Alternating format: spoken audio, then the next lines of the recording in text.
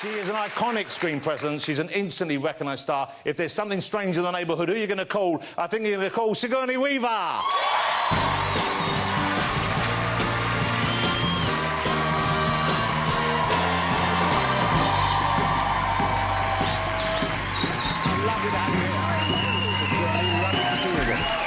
did everything wrong backstage. Well, no, I'm sure you did everything right. Come and sit down. Well, it's unusual. Shows don't normally show the green room, do they? So but it's so nice because you get to meet everyone who's going to be on the show, and that doesn't happen. Well, listen, speaking of shows, it's, in a way, I suppose, I owe my career to your father. That's very true. Because am I right in thinking that your father invented the talk show? Yes, he invented The Tonight Show, but also the whole idea of the talk show. When was this? It was back in the 50s, I guess? I think it was around 1952. Wow. And it's still and going you've to this... kept it alive and thriving. Well, I've tried to kill it off many times, but it's obviously a very strong format. Here's the thing I'm interested in is... I didn't know this, and someone told me that you'd shown this on an American show, and we got the footage as well, that you're a big Beatles fan.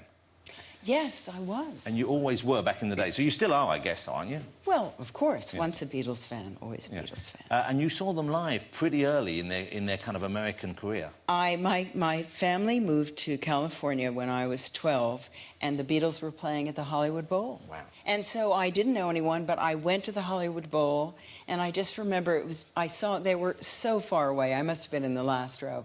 And I was surrounded by all these girls who were crying and screaming, you know, like the Trojan women. You know?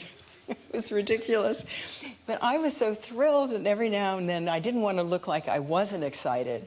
So I'd go, John, you know, and then I'd kind of laugh because I couldn't get into that hysteria. So, and why? Because you weren't feeling the love for them like the others were, or you just didn't want to be seen, you didn't be silly? Was there a bit of self-respect going on? I didn't understand why they were weeping. I mean, it was so happy. Their music is so happy and joyous. I didn't understand why they were so hysterical.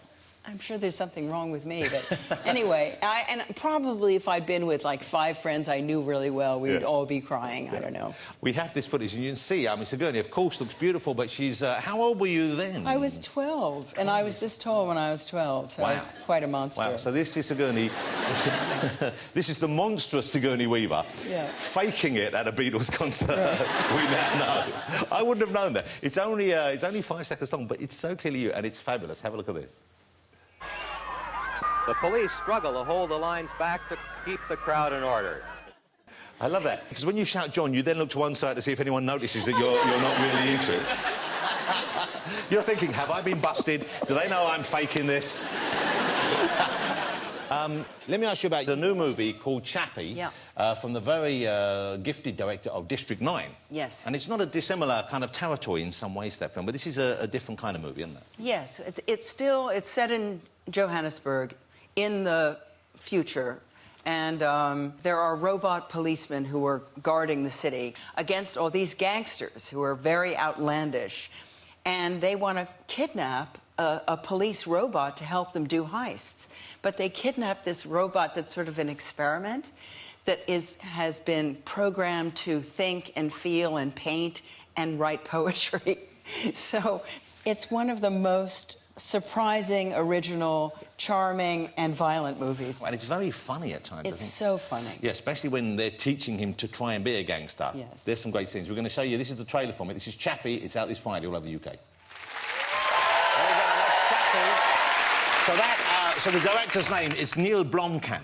Blomkamp. OK, yeah. Neil Blomkamp. And he, I believe, is... there's talk that he might be reviving the Alien franchise. He's a big Alien fan. Well, aren't we all? I mean, I'm assuming you are a bit of a fan as well. Oh, it's all right. How would you rate the movies? Of the 4 movies we've had so far, there was Alien, there was Aliens, there was Alien 3, and there was Alien, brackets 4, Resurrection. That's like asking me which of my children I love best. Well, which one do you love best? Well, I only have one. So that's easy. So it's nothing like asking which one of your children you like best. But if you had 3 others, 2 of whom were a bit shit, which 2 would you like best? I like each one for different reasons. Yeah, but which ones do you like the most? Of those different reasons, which reasons do you prefer? If Neil Blomkamp does the last one, I will like that one. You think it'll be that one. And is this happening? Can you say if this is happening or not? You don't know? You know, he's done a lot of the artwork, and he seems to be writing the script. So do you know, I know you can't say, and we wouldn't want it spoiled, would we? But yeah. Do you know in which direction he might be taking it? Because that's either a very fancy party you're going to or you're getting involved with the alien there. Yes. I'm not sure what it means, okay, but I'll have to find out. I hope it doesn't mean I'm going underwater. Well, no, yeah, because which one was it? Number 4, where you spent a lot of time underwater? We spent a lot of time underwater. That must have been... And you were actually doing that yourself?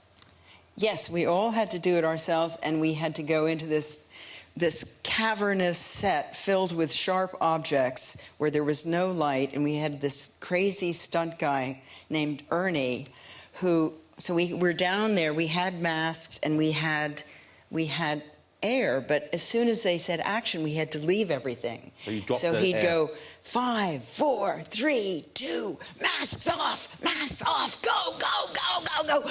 And he got you so frightened, you're out of breath right away. And then you keep swimming, and you can't see anything as far as you could, for as long as you could, and then you went like this and hoped that some guy with air would come and find you in the dark. Wow.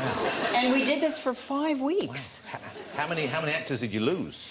Well, not everyone showed up for work every day, I have to say. No, but it was exciting, and I think in Avatar, too, we're going to have some water sequences. Then I get to be underwater with Jim Cameron, which will also be fun. Yeah, well, we'll get back to the Avatar in a minute, but here's the thing about Alien is the first Alien movie, when it came out, I mean, it changed the face of cinema.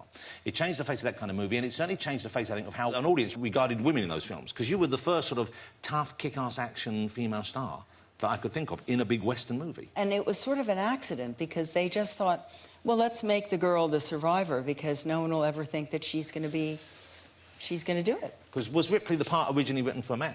It was. They were all men, all men's parts. Wow.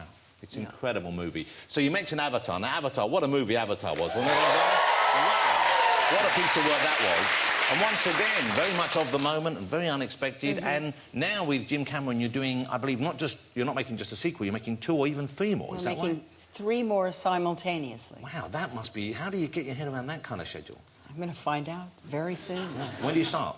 I think in the fall. OK. And presumably, the timeline picks up where the first film left off? No.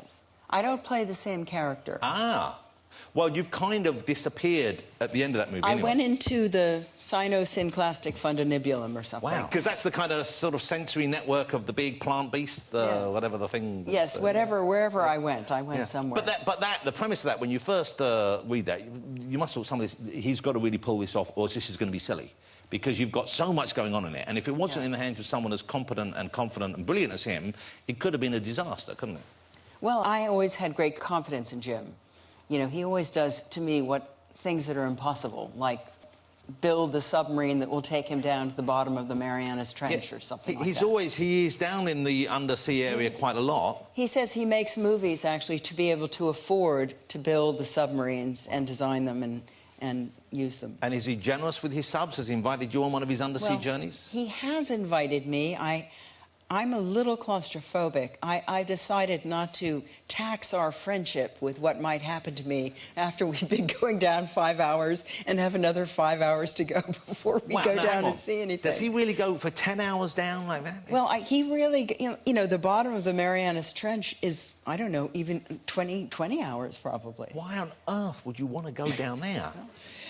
There must be something going on there we don't know about. Well, look, Chappie is out Friday, ladies and gentlemen. Sigourney Weaver is, as always, sublime in it. But I can't wait to see the Avatar movies. Cannot wait to see Alien 5, which, as you just said, is going to be better than the 2 you don't like. So, ladies and gentlemen, the fabulous Sigourney Weaver.